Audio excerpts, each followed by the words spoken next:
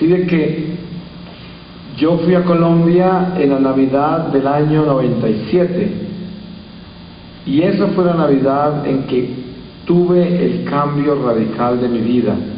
Nunca más volví a ser la misma persona después de esto.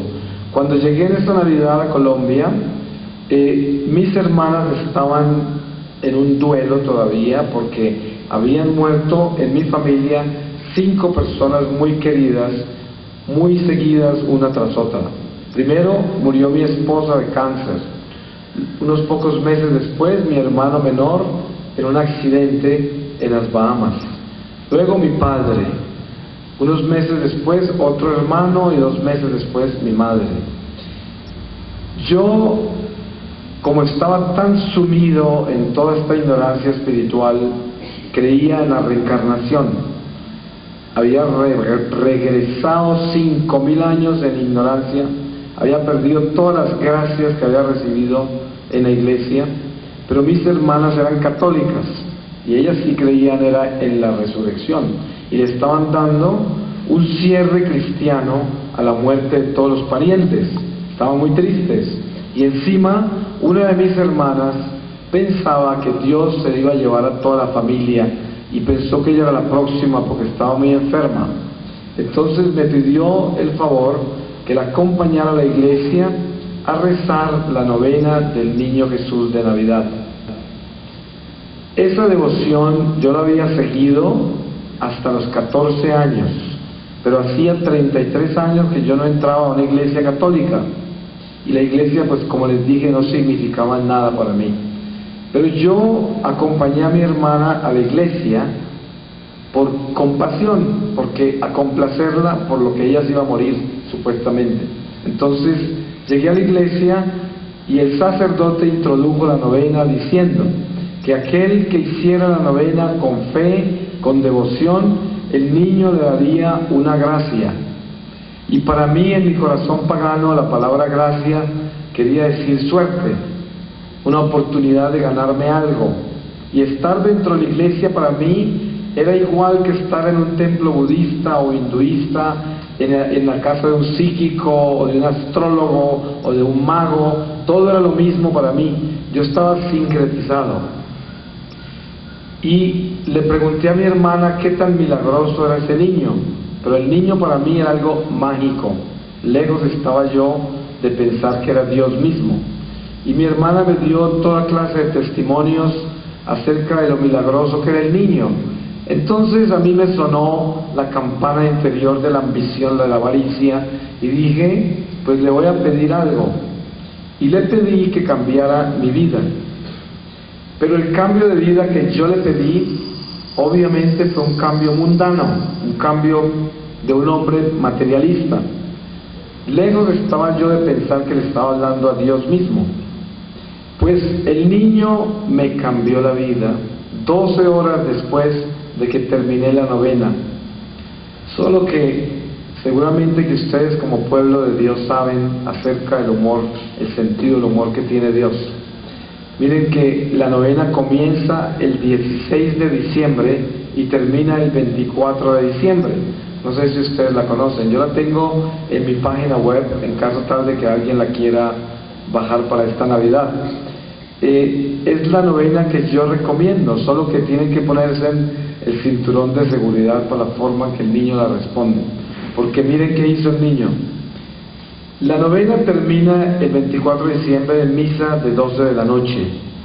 A las 12 de la noche del 25 de diciembre, estos son 12 horas después de terminarla, estaba yo entrando a una hacienda de cultivo de café de un tío mío en mi pueblo, a medianoche, después de haber pasado un día de farra, y estaba entrando en un vehículo con mi sobrino, y saltaron de la oscuridad 6 hombres armados con ametralladoras y me secuestraron. Me ataron mis manos atrás, me pusieron una soga en la cintura como las que utilizan para el ganado, una capucha en mi cabeza, y me llevaron a la selva. Toda la noche me empujaban con las armas y me llevaban por la selva jalándome desde la soga que llevaba a la cintura. Yo pensé que me habían robado el auto y habían matado a mi sobrino, a mí me iban a matar en la selva. Yo estuve secuestrado 6 meses y durante el secuestro me hacían creer que mi sobrino estaba secuestrado y les estaba contando todas las cosas que yo tenía, porque lo secuestran a uno por dinero, obviamente.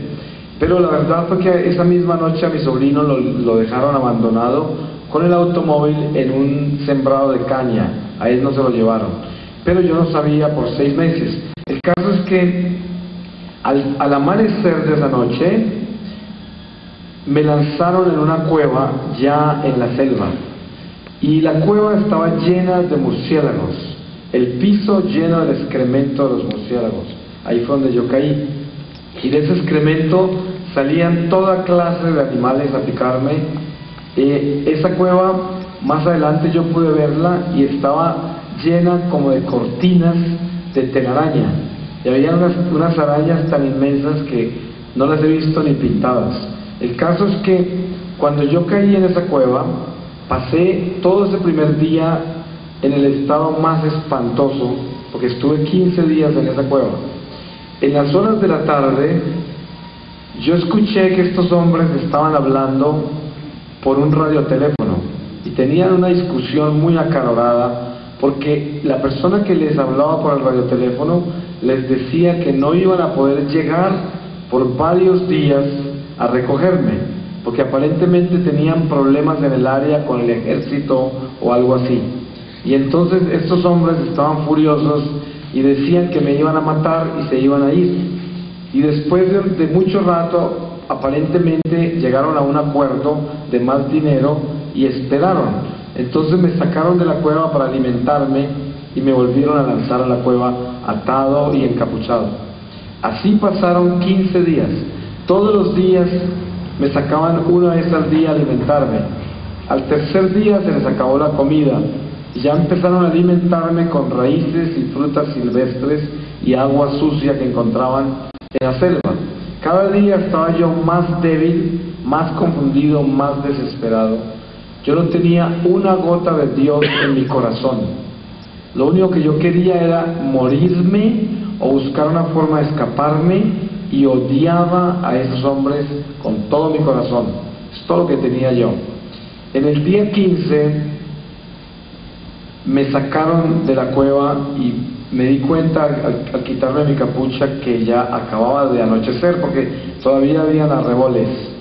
Y yo con mucha dificultad estaba de pie, estaba muy débil. Y me encontré rodeado de una cantidad enorme de guerrilleros. Estaban vestidos como militares, pero yo sabía que no eran soldados, y estaban armados hasta los dientes.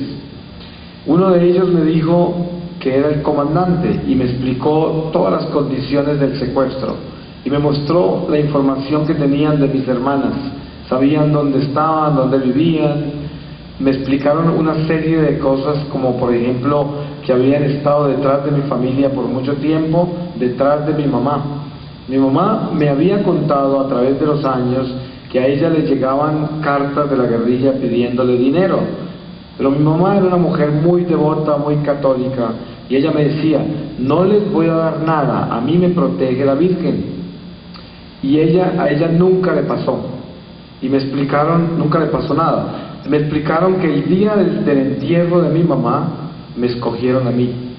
Obviamente yo sí no estaba protegido, porque me secuestraron muy rápido después del entierro de mi mamá.